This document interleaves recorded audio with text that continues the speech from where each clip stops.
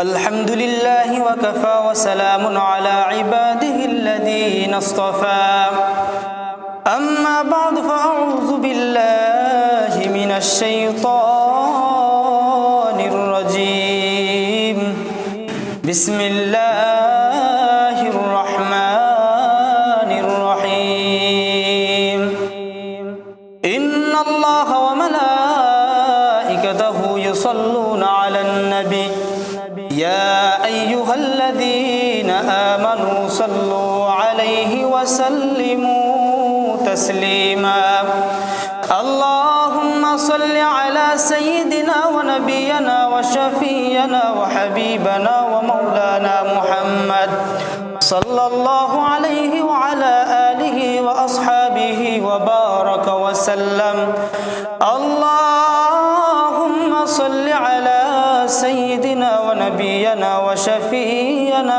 وحبيبنا ومولانا محمد صلى الله عليه وعلى آله وأصحابه وبارك وسلم وقال رسول الله صلى الله عليه وسلم لا تدخل الملائكة بيتا فيه قلب ولا تصاوير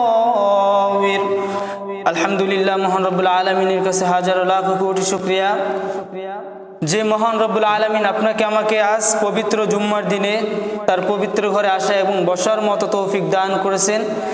এই জন্য জোরে সোরে আল্লাহ তাআলার নামে একবার শুকরিয়া আদায় করি আলহামদুলিল্লাহ।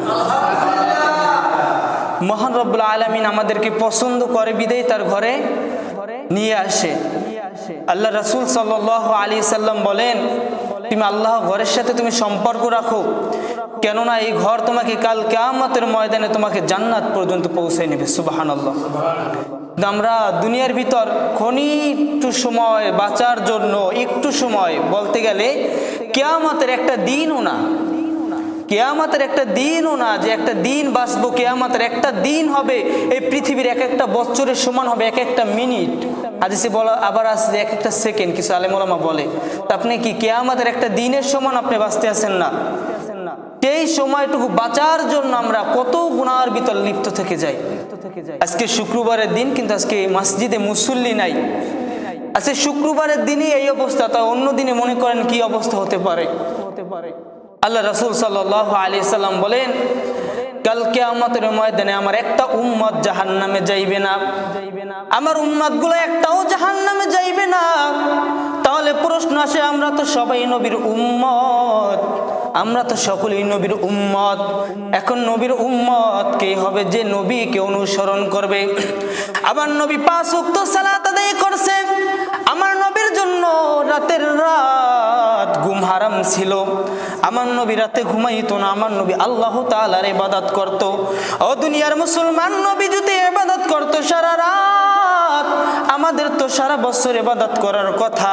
যেই নবীর জন্য জাহান্নাম হারাম হয়ে আছে, যেই নবীর জন্য জান্নাতের দরজাগুলো খোলা আছে, আল্লাহ তাআলা বলে, ও নবী, শুধু নবী হিসাবে তৈরি করি নাই, যত পৃথিবীতে নবী পাঠাইছি সকলের নবী হিসাবে আপনাকে আমি পাঠাইছি। সুবহানাল্লাহ। আল্লাহ রাসূল সাল্লাল্লাহু আলাইহি সাল্লাম রাতে ঘুমাইতো না, শুধু আল্লাহ তাআলার ইবাদত করত। আর আজকে আমরা নবীর উম্মত হয়ে ইবাদত করি না, 5 ওয়াক্ত সালাত আদায় করি না। রাসূলুল্লাহ সাল্লাল্লাহু আলাইহি সাল্লাম বলেন, আখলিস দীনাকা ইয়াকফিকাল আমালুল কলিল। অল্প ইবাদত করো, অল্প ইবাদতের জন্য তোমার জন্য নাজাতের যথেষ্ট হয়ে যাবে। আজকে দুনিয়ার ভিতরে তাকাইয়া দেখেন, হাদিসের ভিতর আল্লাহর রাসূল সাল্লাল্লাহু আলাইহি সাল্লাম বলেন, আল জান্নাতু তাকুদা আকদামিল উম্মাহাত। মায়ের পায়ের নিচে সন্তানের বেহেশত কিভাবে বেহেশত হবে? আল্লাহ রাসূল সাল্লাল্লাহু আলাইহি সাল্লামের জামানায় এক সাহাবী মৃত্যুবরণের অবস্থায় আছে, মৃত্যুসজ্জার অবস্থা আছে। সাহাবীরা পাশে বসিয়া বলে, তুমি কালিমা তৈয়বা পাঠ করো, লা ইলাহা ইল্লাল্লাহ মুহাম্মাদুর রাসূলুল্লাহ। বারবার বলে, তুমি কালিমা তৈয়বা পাঠ করো। সাহাবীর মুখ বন্ধ হয়ে গিয়েছে, কালিমার শব্দ মুখ থেকে বাহির হয় না। হঠাৎ করে রাসূলুল্লাহ সাল্লাল্লাহু আলাইহি সাল্লামের কাছে খবর গেল, ও রাসূল, ওই সাহাবীর মুখ থেকে তো কালিমা বাহির হয় না, রাসূল এখন কি করা যায়? যাও ওকে নিয়ে আসো। যখন নিয়ে আসা হলো, এত চেষ্টা করে মুখ থেকে কালিমা বাহির হয় না। আল্লাহ রাসূল সাল্লাল্লাহু আলাইহি সাল্লাম ডাক দিয়া বলে, ও আবু বকর, যাও যাও যাও, ওর মাকে যাইয়া জিজ্ঞাসা করো, ওর মাকে যাইয়া বলো আমি নবী আসবো নাকি। ওর মা আমি নবীর কাছে আসবে। ওর মাকে যখন বলা হলো, ওই মুরব্বী লাঠি ভর দিয়ে হাঁটতে পারে না, যখন বলা হলো আমি নবী আসবো না, আপনি নবীর কাছে যাইবেন, ওই মহিলা আল্লাহ নবীর এত ভক্ত ছিল, এত ভক্ত ছিল, বলে আমার শরীর যতই খারাপ থাকুক না কেন, আমার নবী ডাক দিয়েছে, আমার নবীকে এখানে আসার কোনো দরকার নাই। ওই বুড়া মহিলা লাঠি ভর দিয়ে যখন আল্লাহ রাসূল সাল্লাল্লাহু আলাইহি সাল্লামের কাছে গেল, আল্লাহ রাসূল ডাক দিয়া বলে, ও মা, তোমার সন্তানের মুখ থেকে, জবান থেকে কালিমা বাহির হয় না। ও মা, সত্যি করে বলো, তোমার সন্তান কি তোমার সাথে কোনো খারাপ আচরণ করছে কিনা? ডাক দিয়া বলে, না না, কোনো খারাপ আচরণ আমার সাথে করে নাই। মা তো স্বীকার পাইতে চায় না নবীর ধারে বসিয়া। হঠাৎ করে বলে, মা তুমি সত্যি কথা বলো, না হইলে তোমার সন্তান জাহান্নামের ভিতরে লিপ্ত হবে। মা আর সহ্য করতে পারলো না। মা ডাক দিয়ে বলে, আমার সন্তান যখন বিবাহ করিয়া দিলাম, ওই সন্তান স্ত্রীর জন্য ফল নিয়ে আসে, ভালো ভালো কাপড় নিয়ে আসে। আমি মা অপেক্ষায় থাকি, আমার সন্তান কখন আসবে, দরজাটা খুলিয়াই কখন আমি মাকে একটু দেখবে, আমি মাকে একটু মা বলে ডাক দিবে, আমাকে ফলও দেয় না, আমাকে ভালো মতো খাবারও দেয় না। এরকম অবস্থা দেখেন এই পৃথিবীর ভিতর আমার নিজের চোখে দেখা, আমার আত্মীয়র ভিতরে আছে, মাকে সম্মান পর্যন্ত দেয় না। বলে মা 5 ওয়াক্ত সালাত পড়ে, ওর নামাজ কোনোদিন কবুল হবে না, সন্তানকে ভালো মতো দেখে না। ওই সন্তান বলে আবার মার নামে যে দোকানে দোকানে যে বদনাম বলে নাউজুবিল্লাহ, মার নামে যে দোকানে দোকানে বদনাম কয়, আমার মা ভালো না, আমার বাবা ভালো না। এর থেকে কুলাঙ্গার সন্তান পৃথিবীতে থাকার চেয়ে না থাকা ভালো। পৃথিবীর ভিতরে এমন একটা অবস্থা, স্ত্রীর কথা শুনে সন্তান চলাফেরা করে। স্ত্রী বলে তোমার মা ভালো না, ও স্ত্রীর কথা মতো সন্তান মার সাথে আচরণ করে। মা ডাক দিয়া বলে, আমাকে বলে হুজুর, ওই আমার ছোট সন্তানটা যখন ছোট ছিল, আমার 3টা সন্তান, কোনো মেয়ে নাই, আমার 3টা সন্তান, খাবারের অনেক অভাব, ওই সময় এত পরিমাণ অভাব, মুখে খাবার দেওয়ার মতো কোনো খাবার নাই। ওই মানুষে যখন মাছ কাটতো, মাছ কাটার পর ওই খোসগুলো টোকাই আনতো, আনার পর ওই সন্তানদেরকে ভাজ্যা তারপর খাওয়াইতো। এত কষ্ট করছে মা, অন্যের বাড়ি কষ্ট করছে, অন্যের বাড়ি কাজ করতে আসে, ছোট সন্তান হাপুর দেয়, কোলে নিয়ে আসতে আসে। হঠাৎ করে যখন ওই ভাত নিয়ে আসতেছে, ব্যাগ ভরিয়ে ভাত এবং তরকারি নিয়ে আসতে আসে, কিভাবে সন্তানকে কোলে লইবে আর কিভাবে ওটা নেবে? একবার ব্যাগটা নিয়ে দূরে নিয়ে রাখে, আবার পিছে তাকাইয়া দেখে আমার সন্তানকে কেউ নিয়ে যাইতে আসে কিনা। ওই মা কান্না করে আর আমার কাছে বলতেছে, হুজুর, তাকাইয়ে সন্তানের দিকে তাকাইয়ে দেখি আমার সন্তানকে কেউ নিয়ে যায় কিনা। আবার ওই সন্তানকে আবার যখন ওই ব্যাগের কাছে নিয়ে আসি, ওখানে রাখার পর আবার ব্যাগটাকে আবার সামনে নিয়ে সন্তানকে ওখানে বসাই রাখি। এত কষ্ট করিয়া সন্তানকে বড় করছি, এত কষ্ট করিয়া সন্তানকে মানুষ করছি, আজকে সন্তান স্ত্রীর কথা শুনে আজকে মাকে গালি দেয়, মায়ের মুখ পাশাইয়া ভাতের পাইলা ধরে মেলা মারে। এই জন্য একটা কথা আছে, গাই ভালো তার বাছুর ভালো, দুধ ভালো তার ঘি, বাপ ভালো তার ছেলে ভালো, মা ভালো তার জি। কির জন্য এই কথাটা বলে হয়েছে? বলে আপনার গাই যদি ভালো থাকে, স্বাস্থ্য ভালো থাকে, ওই গাইয়ের বাছুরটা ভালো হবে, আর ওই বাছুরটা যদি ভালো থাকে বুঝবেন আপনার দুধটাও ভালো হবে, আর গাইটা যদি ভালো থাকে, দুধটাও যদি ভালো থাকে, ওই ভালো দুধ দিয়ে ভালো ঘি হবে। সন্তান যদি ভালো থাকে, বাবা যদি ভালো থাকে, সন্তানকে শাসন করিয়া সন্তানকে ভালো বানাইবে। বাবা তো সারাদিন ঘরে থাকে না, মা যদি ভালো থাকে, ওই মার মেয়েটাকে, ওই ঝিটাকে শাসন করিয়ে ভালো বানাইবে। এই জন্য দুনিয়ার মুসলমানের দল, মা বাবাকে যদি কষ্ট দেওয়া হয়, আমার আমার আল্লাহ রাসূল সাল্লাল্লাহু আলাইহি সাল্লাম বলেন, যদি মার সাথে বেয়াদবি করা হয়, যখন একটা মুরব্বির বয়স 60-এর উপরে চলে যায়, ওর ভিতর আস্তে আস্তে একটা পোলাপানের অভ্যাস চলে আসে, এমন এমন কথা বলে যেটা পোলাপানে বলে, এরকম অভ্যাস চলে আসে। সন্তান তোমাকে ছোট থেকে বড় করছে, যদি তুমি সেই কথাটা, তোমার দিনের কথা, তোমার পুরনো কথা যদি তুমি ভুলে যাও, তোমাকে ছোটবেলায় কি কষ্ট করিয়া মানুষ করেছে। আজকে যখন যেই সন্তান মাকে ভালোবাসে, যদি দুটি হাত তোলা হয়, মার জন্য দুটি হাত তোলা হয়, আর যদি বলে ও দয়ার মালিক, ওই মাকে তো মাকে মা বলে এখন তো আর ডাক দিতে পারি না রে। ও মালিক, কতদিন হয়ে গেল মাকে মা বলে ডাক দেই না। ও মালিক, কতদিন হয়ে গেল বাবাকে বাবা বলে ডাক দেই না। আজকে মাকে কবরের রওজার ভিতর আমি শোয়াইয়া আসছি, বাবাকে কবরের ভিতর শোয়াইয়া আসছি। একটু চিন্তা করে দেখো, ছোটবেলায় যখন তুমি প্রস্রাব করতা, তোমার মা তোমাকে ফালাইয়ে দিত না, বাবা ঝাড়ি দিত, কিন্তু মা কখনো ঝাড়ি দিত না, মা বুকের ভিতর আগলাইয়া রাখতো।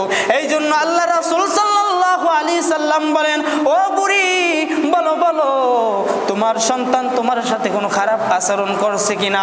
যখন বুড়ি মা ওই কথাগুলো বলল, রাসূলুল্লাহ সাল্লাল্লাহু আলাইহি সাল্লাম বলেন, তাড়াতাড়ি আগুন জ্বালাইয়া আগুনের ভিতরকে নিক্ষেপ কর। নাউজুবিল্লাহ। সামনাসামনি বলতে আছে যে ওই সন্তানকে কাঠ জোগাড় করো, কাঠ জোগাড় করে আগুনের ভিতর ফালাও, আর আগুনের ভিতর পড়ো, এর থেকে সন্তানের পৃথিবীতে থাকার চেয়ে না থাকা ভালো। রাসূলুল্লাহ সাল্লাল্লাহু আলাইহি সাল্লাম যখন এই কথা বলল, বুড়ি মা, সন্তান যত খারাপ হোক না কেন, মার মনটা তো কেমন তা তো জানেন। মা বলতেছে, নবী, আমার সন্তানকে আগুনের ভিতর ফালাইবেন না, কেননা আমার সন্তানকে আমি কতটা ভালোবাসি আমি আপনাকে বুঝাইতে পারবো না। আল্লাহ রাসূল সাল্লাল্লাহু আলাইহি সাল্লাম বলেন, ও বুড়ি, যদি তোমার সন্তানকে তুমি মাফ করে দাও, মাফ করে দিলে তোমার সন্তান তো জান্নাতে চলে যাবে, জাহান্নামে যাবে না। বুড়ি বলতে আছে, রাসূল, এই মুহূর্তে আমার সন্তানকে আমি মাফ করিয়ে দিলাম। সাথে সাথে আল্লাহর কুদরতে, সাথে সাথে মুখ থেকে, জবান থেকে কালিমা তৈয়বা লা ইলাহা ইল্লাল্লাহু মুহাম্মাদুর রাসূলুল্লাহ সাল্লাল্লাহু আলাইহি সাল্লাম, সাথে সাথে মুখ থেকে কালিমা বাহির হয়ে গেল। এই জন্য রাসূলুল্লাহ সাল্লাল্লাহু আলাইহি সাল্লাম বলেন, আগে তোমার মা বাবাকে তুমি হেফাজতে রাখো, তোমার মা বাবাকে তুমি শ্রদ্ধা করো, তাদের সাথে ভালো আচরণ করো। যার মা নাই সে বুঝতে পারে আমার মা নাই, আমি এখন কি করব। যার বাবা নাই সে বুঝতেছে আজকে আমার মাথায় হাত দিয়ে, আজকে আমার মাথার উপর একটা লোক যে হাত রাখবে, যে আমার সাপোর্টে থাকবে, সেই লোকটা আজকে আমার নাই। যার মা বাবা নাই সে বোঝে। এই জন্য রাসূলুল্লাহ সাল্লাল্লাহু আলাইহি সাল্লাম বলছেন, আল জান্নাতু তাকুদা আকদামিল উম্মাহাত, মায়ের পদতলে সন্তানের বেহেশত। রাসূলুল্লাহ সাল্লাল্লাহু আলাইহি সাল্লাম বলেন যে তুমি দুনিয়ার ভিতর বেঁচে আসো, দুনিয়ার ভিতর আসো, যদি জান্নাত পেতে চাও, জান্নাতে তুমি যেতে যাও, জান্নাত তোমার পেতে হলে তোমার জান্নাতের কাজ করতে হবে। তোমার মৃত্যুর কোনো গ্যারান্টি নাই, আমি মৃত্যুবরণ করব যখন তখন করতে পারি, কোনো গ্যারান্টি নাই। যেরকম বলা হয়েছে, আমি আখিরাতের একটা দিনের সমান আমার হায়াত নাই, যেহেতু আখিরাতের একটা দিনের সমান আমার হায়াত নাই, একটা ঘন্টার সমান আমার হায়াত নাই, আমি কতদিন দুনিয়ায় বাঁচবো। আর সেই দুনিয়ার ভিতর বসিয়া যদি আমি আল্লাহ তাআলার নাফরমানি করি, আল্লাহর সাথে যদি শিরিক করি, তাহলে কি ভাই, কবরে যাওয়ার সাথে সাথে জাহান্নাম। রাসূলুল্লাহ সাল্লাল্লাহু আলাইহি সাল্লাম বলেন, ও দুনিয়ার মুসলমান, তুমি আল্লাহর সাথে শিরিক করেছো, আল্লাহর সাথে তুমি নাফরমানি করেছো। আল্লাহ তাআলা বলে, ও দুনিয়ার মুসলমান, লা তাকুনাতু মির রাহমাতিল্লাহ, ইন্নাল্লাহা ইয়াগফিরুয যুনুবা জামিআ, ইন্নাল্লাহা হুয়াল গফুরুর রহিম। ও বান্দা, তুই আমার সাথে নাফরমানি করেছো, আমার সাথে শিরিক করেছো, আমার সাথে তুই কত গুনাহ করেছো, আমি সব কিছু মাফ করে দেব, শুধু একবার আমার কাছে খাঁটিভাবে তওবা কর। আল্লাহ রাসূল সাল্লাল্লাহু আলাইহি সাল্লামের কাছে এক যুবক আসলো, পুরানো ঘটনা আবার মনে করাই দেয় আপনাদেরকে। যুবক এসে আল্লাহ রাসূল সাল্লাল্লাহু আলাইহি সাল্লামের সাথে কান্না করতে আসে। রাসূলুল্লাহ সাল্লাল্লাহু আলাইহি সাল্লাম বলেন, ও যুবক, কির জন্য কান্না করো একবার বলো। বলতেছে, রাসূল, আমি তো গুনাহ করেছি। যখন বলা হলো, রাসূল সাল্লাল্লাহু আলাইহি সাল্লাম বলে, তুমি কি পাহাড়ের চেয়ে বড় গুনাহ করেছো? বলে, আমি তার চেয়েও বড় গুনাহ করেছি। বলে, তুমি আসমানের চেয়ে বড় গুনাহ করেছো কিনা বলো। বলে আমি আসমানের চেয়েও বড় গুনাহ করেছি, তুমি জমিনের চেয়ে বড় গুনাহ করছো কেন? বলে নবী আমি জমিনের চেয়েও বড় গুনাহ করছি। বলতে বলতে বেহুশ হয়ে গেল, কারণ মনের ভিতর ভয় ঢুকে গেছে, আল্লাহ তাআলা জাহান্নামের ভয় ঢুকে গেল। তখন যখন হুশ ফিরলো তখন বলতেছে তুমি কি গুনাহ করছো, তুমি সেটা বলো। বলে নবী আমি তো যখন মানুষ মারা যাইতো তাদের যে লাশ যখন দাফন করা হইতো ওই দাফনের কাপড়গুলো আমি চুরি করতাম। ও নবী যখন শুনলাম অমুক গ্রামে একটা যুবতী একটা মেয়ে মারা গেল, আমি দৌড় দিয়ে গেলাম তার জানাজায় আমি শরীক হইলাম। যখন রাত গভীর হয়ে গেল ওই গভীর রাতে আমি যখন ওই লাশের কাপড় চুরি করতে গেলাম, হঠাৎ করে শয়তানের দাগা আমার ভিতর আসলো। এমন দাগা আসার পর একটা সময় ওই লাশের সাথে আমি জিনায় লিপ্ত হয়ে গেলাম। ওই লাশের সাথে জিনায় লিপ্ত হওয়ার পর যখন লাশের কাপড়গুলো নিয়ে আমি হাঁটা শুরু করলাম, হঠাৎ পিছ দিয়ে ডাক দিয়ে বলতেছে ও যুবক, কির জন্য তুই আমার সতীত্ব নষ্ট করলি? যুবক, কির জন্য আমার সাথে খারাপ আচরণ করলি? কির জন্য আমাকে উলঙ্গ করলি? এরকম বলার পর নবী আমি সাথে সাথে ওই অবস্থা দেখে, ওই ঘটনা দেখার পর আমি বেহুশ হয়ে গেলাম। রাসূলুল্লাহ সাল্লাল্লাহু আলাইহি সাল্লাম বলে যা বেঈমান, তুই আমার চোখের সামনে আসবি না, যা। আল্লাহ যদি তোরে মাফ না করে, আমি মাফ করার মতো আমার কোনো ক্ষমতা নাই। আল্লাহ যদি আমার কাছে বলে তোকে মাফ করে দেওয়া হয়েছে, আমি তোর কাছে খবর পাঠাইয়ে দিলাম। এই অবস্থায় যুবক কান্না করতে করতে গভীর জঙ্গলে চলে গেছে। এখন তো আমরা গভীর জঙ্গলে ভয়েও যাইতে পারি না, সাপে কাটে না, পিপিলিকায় কামড়ায় না, বিষাক্ত জন্তু জানোয়ার এসে আমাকে কামড় দেয় না, আমাকে খেয়ে ফেলে, এই ভয় আমাদের ভিতর। আর সাহাবীরা কি করত? আল্লাহর ভয়ে আল্লাহর সাথে নাফরমানি করার পর, গুনাহ করার পর গভীর জঙ্গলে চলে যেত। আমাকে সাপ জন্তু আমাকে সব কিছুতে আমি খেয়ে ফেলো, কারণ আমি আল্লাহর সাথে শিরিক করেছি, আমি গুনাহ করেছি, আল্লাহ যদি মাফ না করে আমি জঙ্গল থেকে বাইর হব না। এই অবস্থা তারা ছিল। আজকে আল্লাহ তাআলা বলে যে বান্দা একটু গভীর রাতে আমি আল্লাহ তাআলা যখন রাত গভীর হয়ে যায়, শেষ রাতের পর্যায়ে আমি আল্লাহ তাআলা প্রথম আসমানে এসে পড়ি, এসে আমার বান্দাদেরকে ডাক দিয়ে বলি ও বান্দা, ও দুনিয়ার মুসলমান, গুনাহ করেছো ওয়াস্তাঈনু বিস-সাবরি ওয়াস-সালাহ, একটু ধৈর্য ধর, 2 রাকাত সালাত আদায় করে আমি আল্লাহর সাথে তুই সাক্ষাৎ কর, আর আমি আল্লাহর সাথে তুই বল, আমি আল্লাহ তাআলা তোকে মাফ করে দেব। সুবহানাল্লাহ। রাসূলুল্লাহ সাল্লাল্লাহু আলাইহি সাল্লাম বলার পর ওই যুবক গভীর জঙ্গলে চলে গেল। গভীর জঙ্গলে যাওয়ার পর আল্লাহর সাথে কান্না করতে আসে আর বলতে আসে মালিক তুমি তো রহমান, তুমি তো রহিম, তুমি তো গফুর। ও আল্লাহ তুমি তো গফফার, আল্লাহ তুমি যদি মাফ না করো, আল্লাহ মাফ করার মতো পৃথিবীতে আর কেউ নাই। তোমার নবী আমাকে তাড়াই দিয়েছে আল্লাহ, মা বাবা ঘর থেকে তাড়াই দিয়েছে আল্লাহ, এত বড় জিনা করেছি, এত বড় গুনাহ করেছি রে দয়ার মালিক, আল্লাহ তুমি যদি মাফ না করো, আল্লাহ আমি কোথায় যাব? আল্লাহ আমি জাহান্নামের আগুন সহ্য করতে পারবো না রে আল্লাহ।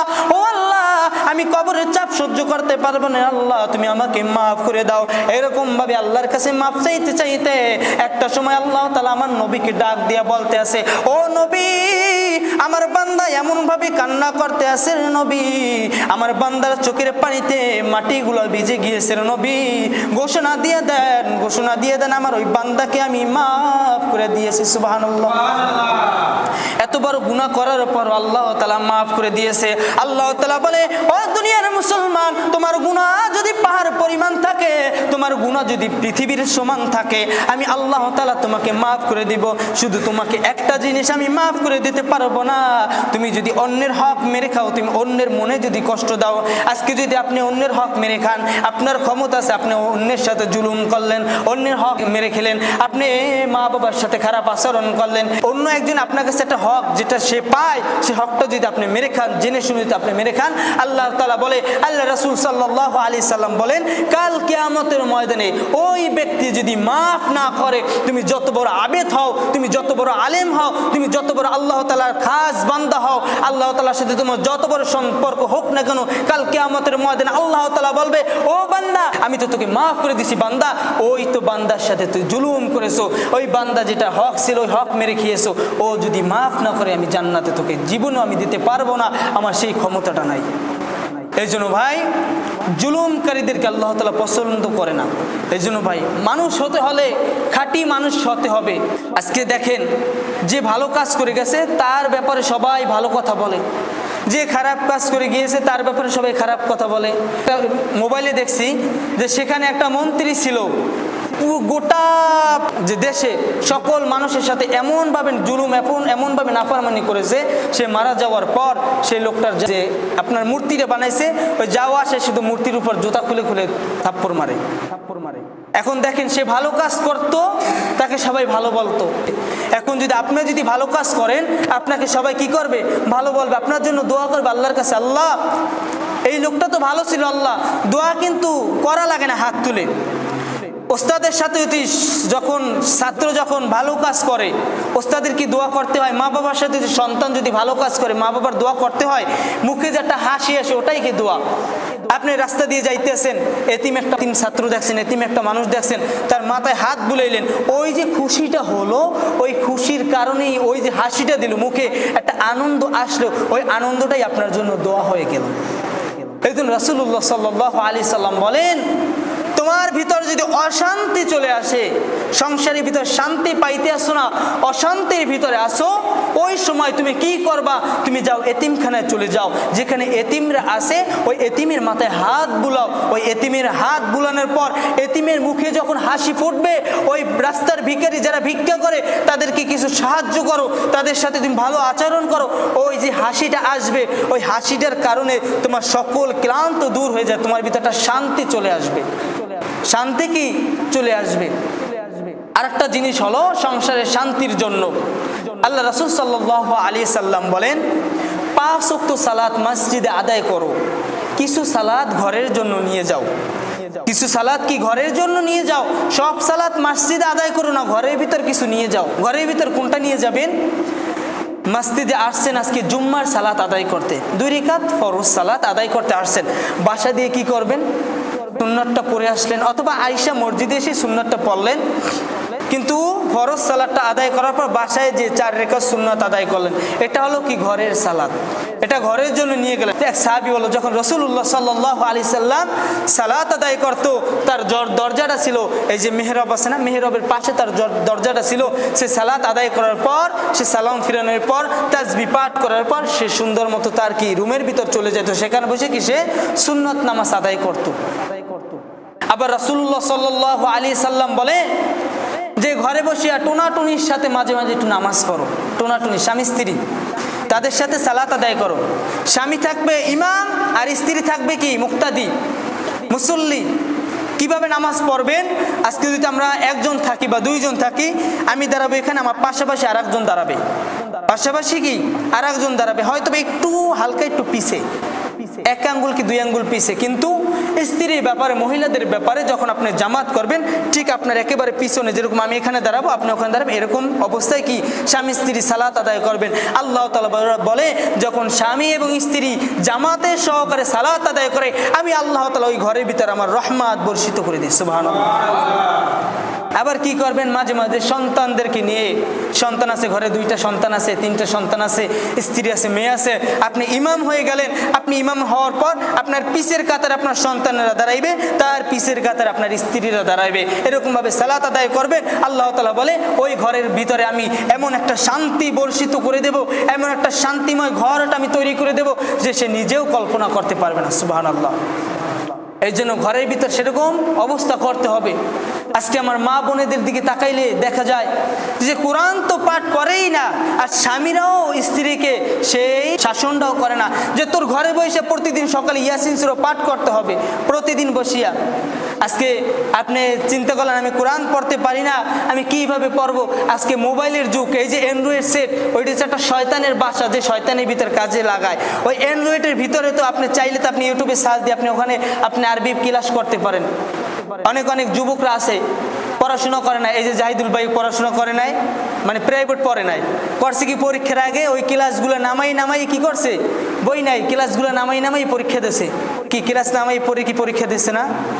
ওখানে ক্লাস আছে, আপনি আরবি ক্লাস আপনি শিখতে চান, আরবি শিখতে চান, ওখানে সার্চ দেন আমি আরবি কিভাবে শিখবো, সেপর আমি কিভাবে শিখবো, আলিফ বাতা কিভাবে শিখবো, ওখানে সার্চ দেন, অটোমেটিক চলে আসবে।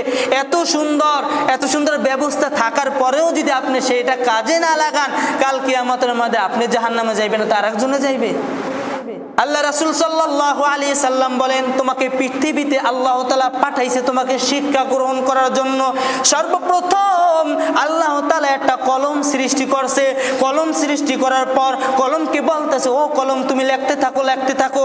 ওই কলম লিখতে লিখতে লিখতে লিখতে বলতেছে, আমার পৃথিবীতে যত আমার বান্দাগুলো আমার পৃথিবীতে আগমন করবে, ওই প্রতিটা বান্দার আমলনামা তুমি লিখতে থাকো।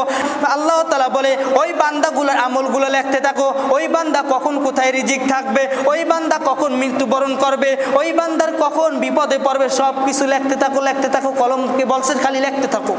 ওই প্রথমই আপনার কি শিক্ষা গ্রহণের জন্য সর্বপ্রথম কলমটা যেহেতু সৃষ্টি করছে, তাহলে আপনার কি আপনার শিক্ষার কোনো শেষ আছে? জীবনের শুরু হইতে শেষ পর্যন্ত শিক্ষা। এই জন্য ভাই, ঘরের ভিতর কোরআনের আলো ছড়াইতে হবে, ঘরের ভিতর কোরআন তেলাওয়াত পড়াইতে হবে। আজকে দেখেন কত বড় বড় ছেলে মেয়ে হয়ে গেছে কিন্তু কোরআন পড়তে পারে না। কত বড় বড় হয়ে গেছে কোরআন পড়তে পারে না। ঘরের ভিতর স্বামী স্ত্রী কোরআন পড়তে পারে না, নামাজ পড়তে আসবে তাও আসে না। আল্লাহ রাসূল সাল্লাল্লাহু আলাইহি সাল্লাম বলেন যে এই জন্য বলেন যে তোমরা মসজিদের সাথে এখনো সময় আছে, তোমরা মসজিদের সাথে সম্পর্ক রাখো। একজন ভালো একজন হক্কানি আলেম ধরো, যে হক্কানি আলেমের কারণে তুমি ওই হক্কানি আলেম তোমাকে ভালো আদেশ দেবে, সে আদেশগুলো পালন করো। এই জন্য ভাই মসজিদের সাথে সম্পর্ক রাখতে হবে, 5 ওয়াক্ত সালাত আদায় করতে হবে। আর একটা কথা হলো যে এই আপনার এই মসজিদের এই পুটিংয়ের জন্য আপনাদের কাছে কোনো কিছু টাকা নির্ধারণ করা হয়েছিল, কিন্তু আপনারা এখন পর্যন্ত দেন নাই। এই সপ্তাহের ভিতরে সবাই ক্লিয়ার করে দেবেন ইনশাল্লাহ। কেননা ভাই, আপনি ভালো কাজে টাকা ব্যয় করার আপনি উদ্দেশ্যের জন্য আপনি কি উদ্দেশ্য নিয়েছেন, আপনি ভালো কাজে টাকা ব্যয় করবেন এই জন্য কি আপনি ওয়াদা করছেন। এই মসজিদে বসে আপনি ওয়াদা করছেন, হুজুর আমি 500 টাকা দেবো, আমি 1000 টাকা দেবো। এটা আল্লাহ তাআলাকে রাজি খুশি করার জন্য দিয়েছেন। আর যদি আপনি মানুষকে দেখানোর জন্য দিতে চান, ওটা দেওয়ার কোনো দরকার নাই। যদি মনে করেন আমি মানুষকে দেখাবো, আমি টাকা দিছি এটা মানুষকে দেখাবো, তাহলে কি দেখানো ওই দেওয়ার কোনো দরকার নাই, ওই দেখানোরও কি কোনো দরকার নাই। আল্লাহ তাআলাকে রাজি খুশি করার জন্য, তার ঘরটাকে সুন্দর করার জন্য আপনি দেবেন, আল্লাহ তাআলাকে খুশি করবেন। আল্লাহ তাআলা বলে, ওই বান্দা আমাকে খুশি করলো, ওই বান্দাকেও আমি খুশি করব। সুবহানাল্লাহ। বান্দা আমাকে খুশি করলে কি ওই বান্দাকেও কি আমি খুশি করব।